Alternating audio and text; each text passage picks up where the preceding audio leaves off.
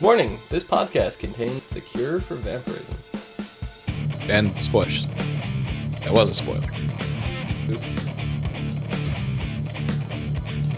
I warned them. You did.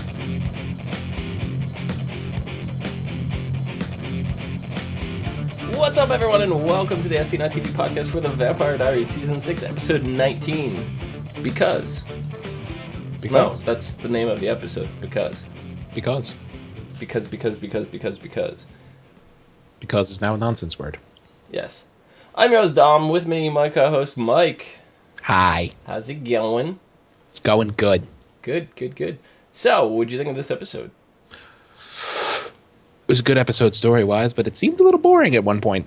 Yeah? Or a couple points. I don't know. What would you think was the slowest part? I can't even say. I don't know. I just got this whole feeling of, like, when I was done with the episode, I got up and I was like, I'm bored. Why am I bored? That was a good episode. So I don't know. Maybe it was just the flow felt wrong or something. Yeah, I mean, we're still... I think part of it might be because we know Elena's leaving, and now, you know, we're watching this internal struggle that she's having on the show with vampirism, and, you know, Damon's kind of having the struggle, and it's kind of... We as fans, knowing this... That was it. I think we just kind of... That was my thought. Right. Already raced through it, because this all happened during the month break that the show took. So we've had the times to come to grips with this and go over that roller coaster of emotions. Right. Now, here's my thing. And everything between Damon and Elena right now, I already know the outcome. It's not going to be great because, you know, Nina's leaving at the end of the season. Mm-hmm. So when they're having their little argument over the cure for vampirism, I'm just like sitting there cringing because I'm like, no matter what Elena, the character, would have done, you know, she is now going to do, like, she's shoehorned into acting one single way, and that is whatever way exits the character from the show gracefully. And for some reason, the scenes just seem forced right now. Yeah. With her. I mean, you know, a lot of that could be, you know, some of the debate people were weighing on whether, you know, just being around Ian was painful to her and stuff like that. And I know cast members and stuff have said that is not the case on set, and, you know, they're kind of steering people against that direction. But something definitely seems off with Nina this season in particular, and it could also be the roller coaster of emotions, knowing, because she knew at this point she was leaving the show. You know, it's not like they told her in the last episode. This was, from what reports are saying, her choice. So, you know, even if it was her choice, it's still a hard thing to do. Leave a show you've been attached to for 6 years. I know people that are more sentimental for much less than that. Right, exactly. So that could be it. But yeah, I don't know. For some reason, every scene with Elena, I just don't enjoy anymore. And it's not because I know she's leaving, whatever. It's just, like I said, it feels forced. Yeah. I mean, we had some good discussion between Elena and Damon here. We had the whole "where will you be in 5 years if you were human" game that they were playing, and, you know, it was interesting. Damon didn't really get to give an answer, you know, but Elena did. Luckily, you know, Damon got cut off at the right moment. But it seems like her answer scared Damon, because it's a future that does not have Damon in it. Damon even says, you know, human Elena chose Stefan. Mm-hmm. You know, vampire Elena chose Damon, so he's definitely worried about that, and he didn't want to give her the cure. Like, he's been withholding this information. It's not something that they've discussed. It's literally something that he's kept a secret from her. And, right. You know, at the end of the episode, Lily leverages it into Elena's possession against Damon's better judgment, and then turns the whole thing against Damon. Yep. And Elena, she didn't overreact. No, and I was expecting an extreme, like, blow-up moment. I'm like, oh, here's the awkward scene I'm waiting for. Yeah, which was kind of surprising. She didn't overreact, you know. She's just like, well, explain yourself, kind of. And, you know, they talked it over, and then Damon goes, I'm going to take the cure with you. We're both going to take it. And I was just like... That could explain a lot. I mean, if Damon is still going to be on the show next season, what if he does take the cure? Then we have human Damon. That would be interesting. That would be a dynamic of the show that they could explore and go down different avenues, and keep the show pretty fresh and original for next season. It would be interesting. I mean, it is, like you said, a route they haven't taken. Mm-hmm. Something new and original, but It does not mean that he winds up with Elena. no, it doesn't mean he winds up at Elena. It just means that he's human. Yeah. I mean, how much would that suck for Damon? He takes the cure with her, and then like a week later, she decides she wants to be with Matt. I don't think she's gonna end up with Matt. What? You don't think? Yeah. I'm interested. Anyway, I was just brought up with a good point. He would die. What happened when Catherine took the cure? Well, yes. The thing with, well, yeah, I guess that would. Because age caught up with her. Because she was. Yeah, that is true. So if Damon, you're right. Yeah, that would unfortunately happen. Elena, while she is a vampire, she's only a young 20-something-year-old vampire. Yeah, and because I was thinking more along the lines of Alaric. You know, Alaric was shot, right, when he was killed, when he was turned into a vampire. But Joe was able to save him. Remember when Alaric crossed the town line stripped him of his vampirism, but then started killing him. He was reshot. He had the gunshot injury. Joe was able to go in and fix him, patch him up before he actually died. Mm-hmm. They could have done the same thing to Elena. They, could have resuscitated her from drowning. Could do that. It would kind of be the same thing with Damon, with the wound. That's what I was thinking more along. He was shot. Damon was also shot. So I know that Joe could probably address the gunshot wound issue. But yeah, there is that gaping hole about the. The fact that he's 160. Yeah, 170. Well, don't forget when Catherine took it as well. She didn't relive her death. It just took away her vampirism. It was the town line spell that made them relive their deaths. So that what made them relive their deaths. But Catherine, it was just nature catching up and killing off something that should not exist.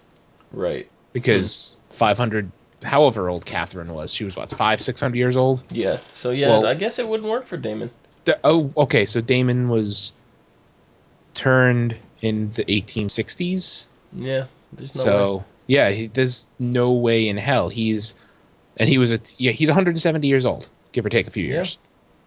So the same thing will happen to him as happened to Catherine. He will fall apart over the course of a couple weeks and die. Yeah, that would be pretty terrible.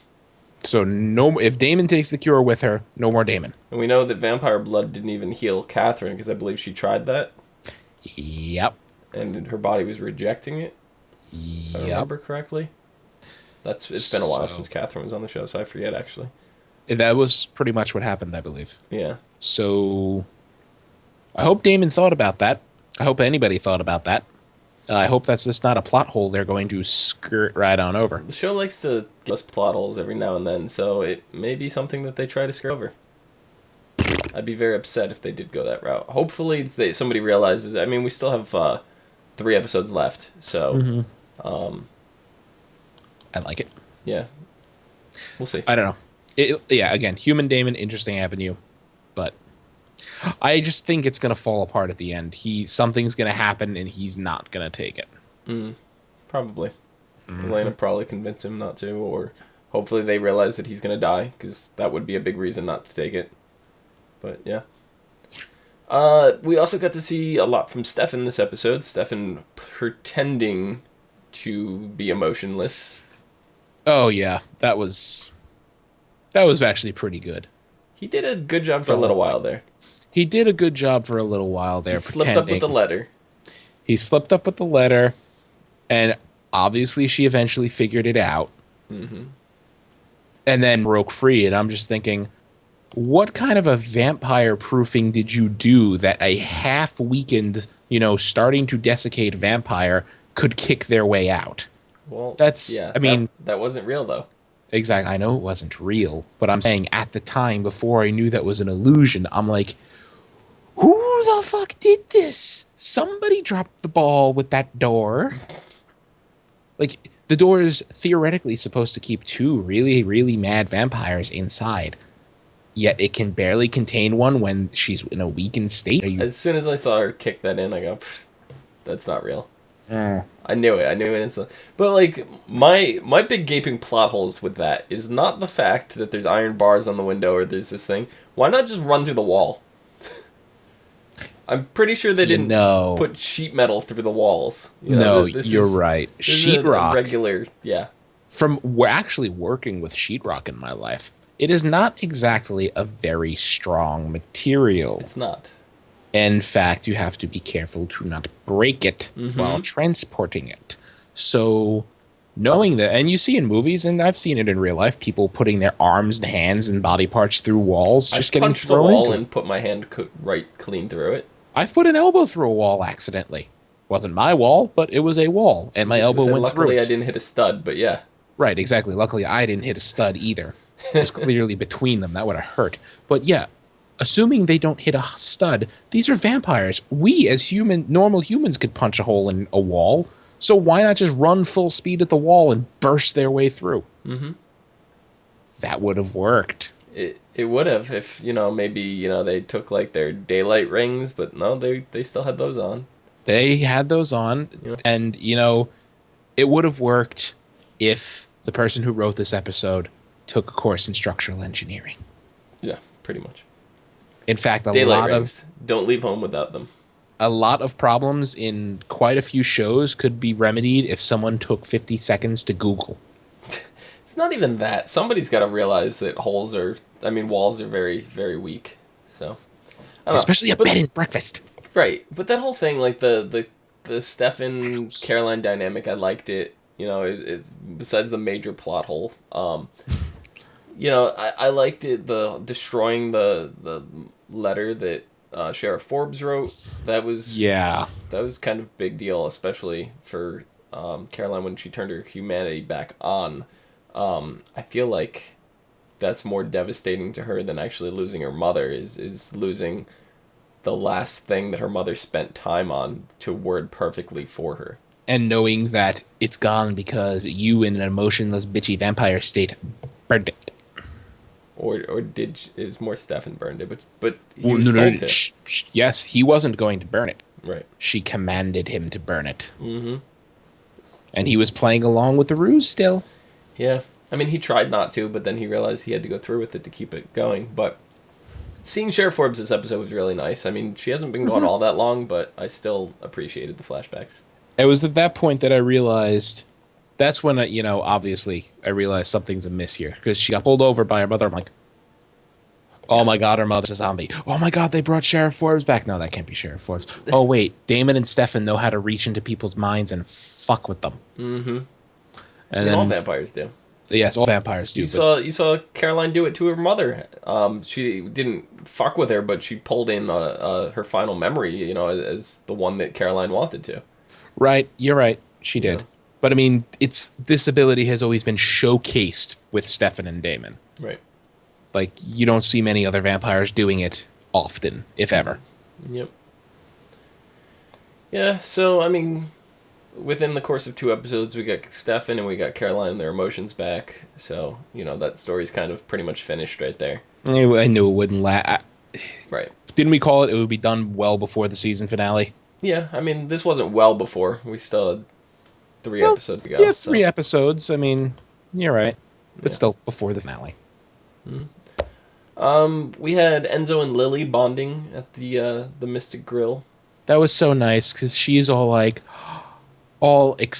happy and like, oh my, Lorenzo, like you're still alive. Yeah, she recognized him now, but not when he was at the door. Like, I guess. She was I don't know. He was the last person that she turned. Right. Before she got kidnapped in the prison world.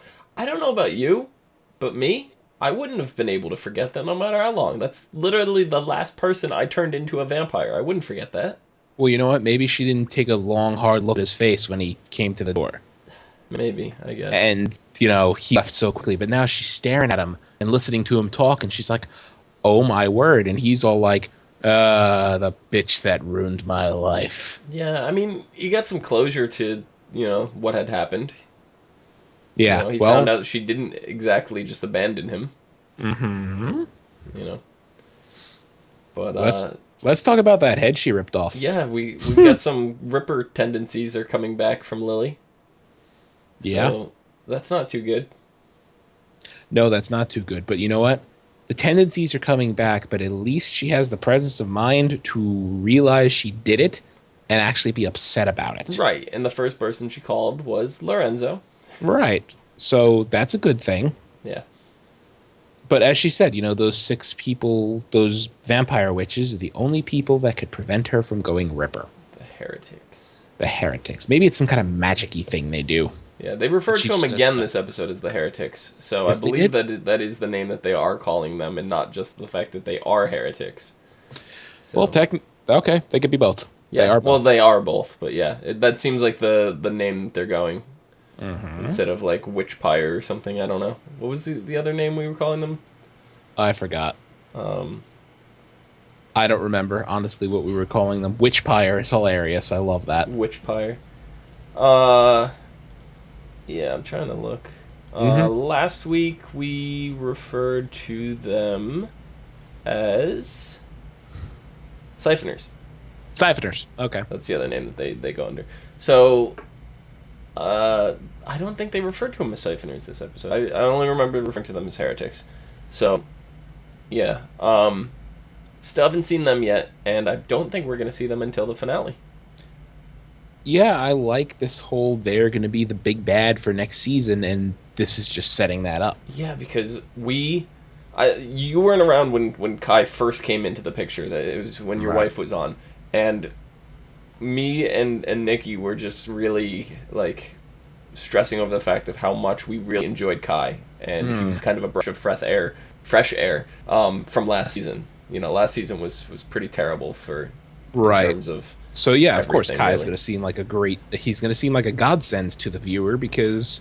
Right. Oh no, it's the Travelers. Right. So after that we get Kai, and then we were really worried. We were like, we want Kai to stay around. We don't want him to leave. But now he hasn't. But now keep in mind, knowing this, if Kai dies, that means Joe dies, which means the baby's gonna die because the baby is part of the Gemini Coven.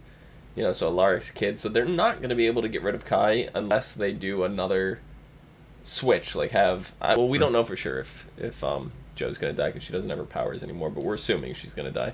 But the whole Gemini Coven gets wiped out, and I'm assuming that means the kid as well. So unless there's a transfer of powers somewhere and somebody gets the powers from Kai and becomes the new leader of the Gemini Coven, they can't kill Kai off. Right. So I'm glad about that, and I really want Kai to stick around. I'd love to see Kai next season. I'm hoping we get to see the heretics in the last episode here, and then carry over next season, because that would be great. Well, I don't want them to be like this big thing that they're talking about and then have them mopped up in one episode. That'll be very disappointing to me. Well, they got to break their way out of there. Yep. Now, here's the thing. Did Bonnie actually go through with destroying the Ascendant after Damon left without it? I don't know. That is a good question, because Lily last had the Ascendant. Bonnie stole it while Enzo and Lily were at the diner. She took it back, and then she cloaked herself out, or, whatever she did. So Lily flipped out. That's how Elena ended up with the cure and all that. But, yeah, Bonnie's got the Ascendant now. She was ordered to destroy it. Right. So it looked like she was doing it. Mm-hmm. So either A, she can't destroy it, or B, she does, and Kai is stuck there with 6 happy Siphoner vampire witches. He's gonna come out somewhere. Don't forget. Isn't the Ascendant still there, or did it go with them when they left? I thought the Ascendant was still there. I thought they had an Ascendant there. So basically all he has to do is find the Ascendant that's in that world, and then he can come out. Wasn't the Ascendant sitting in her table? I thought Lily had the Ascendant at her place. Right, but where did it go when Bonnie used it to escape?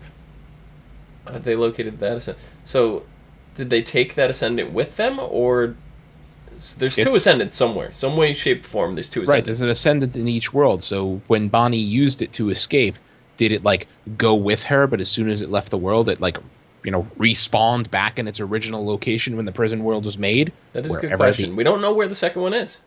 We only know where one of them is, and that is in the possession of Bonnie. Sorry, I'm doing these hand motions, and my cat is sitting here on the end of the bed, just like It's going to kill you. it's like I see hands moving. Yeah, so I mean, the question really comes down to where is the other Ascendant? Who knows? I mean, I doubt where Lily kept it was its original location. Mm-hmm. So wherever it is, Kai is going to have to find it. Yeah. And Bonnie is determined to keep him in the prison world. Right. And you know what? Actually, I just thought about it. When Lily found it, the other vampires were probably with her. So they probably know where it is if it went back to its original place. Yeah. Yeah, And, I mean, Bonnie all wants it's going him to take is Kai to wake him up. Right, exactly. And it looked as if one of them was waking himself up. The last we saw of Kai, one of them grabbed him. Yeah. I'm pretty sure that yeah. So at that point, Kai probably gave them blood. I'm going to assume, out of pure curiosity's sake, probably gave at least one of them blood, which in turn is going to get them all awakened at some point. He's going to find out what they are, why they're there, how to get out. They're and since they're siphoners, he's going to instantly be able to bond. They're going to relate and concoct a plan. They're probably scheming, trying to find a way out, whether they have the Ascendant or not. It's just what they're going to do when they get out. Burn, pillage, murder. We know that they have a gripe with the Gemini Coven. Party. So, in a weird twist of events, if they find out that Kai is the leader of the Gemini Coven, they know now that killing Kai destroys the Coven. So, use him to get out and then kill him. Kai hopefully did not divulge that information to them. I hope he didn't, because that would be bad. Yeah. Poor Kai. You have anything else for this episode? No, not really. There's something I was gonna. Oh yeah, I was gonna say the first thing they do when they get out, acclimate to the 21st century. Hopefully quicker than Lily did. Just start them off with videos of cats on vacuum cleaners. She orders something. It's like, yeah, that comes with a side of fries or skins. She's horrified. Skins. Oh, what? I'm sorry. I don't know what that means. It's great. Next episode is called "I'd Leave My Happy Home for You." Okay. As Alaric and Joe reluctantly participate in their bachelor and bachelorette parties. Oh, what fun. They are rushing things. Damon and Elena discuss the ramifications from an impulsive offer that Damon makes. Good. Maybe one of them realized that you're going to die, Damon. Mm-hmm. Unsure of what to do, Elena turns to Bonnie and Joe for advice, but is left conflicted when Bonnie raises some unanticipated concerns. Probably that. When Enzo realizes Lily is on a dangerous downward spiral, he asks Stefan to help intervene before it's too late. Yeah, because that's going to work. Right. Finally, fed up with the supernatural threats that plague their town, Matt takes his frustrations out on Tyler, while Alaric considers a life-changing piece of advice. This looks like the start to Tyler's exit on the show. It seems that way, and at least we didn't get... Character Y also appears at the end of this synopsis. Oh, I forgot. Elena also appears.